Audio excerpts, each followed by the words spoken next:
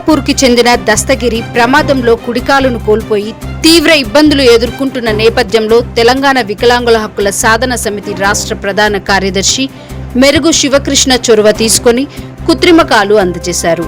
భారత్ వికాస్ పరిషత్ వికలాంగుల పునర్వసతి కేంద్రం ట్రస్ట్ సహకారంతో ఆర్టిఫిషియల్ రైట్ లెగ్ ఏర్పాటు చేయడంతో దస్తగిరి జీవితంలో కొత్త ఆశలు చిగురించాయి.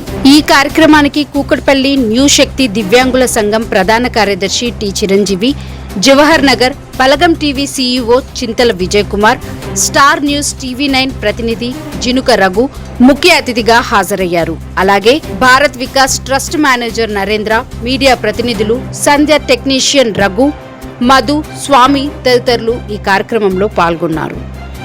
ఈ సందర్భంగా మెరుగు శివకృష్ణ మాట్లాడుతూ సమాజంలో ఇంకా అనేక మంది దివ్యాంగులు సహాయం కోసం ఎదురుచూస్తున్నారని, దాతలు విద్య, ఉపాధి, వైద్యం, వివాహం వంటి అవసరాల కోసం ముందుకు రావాలని కోరారు.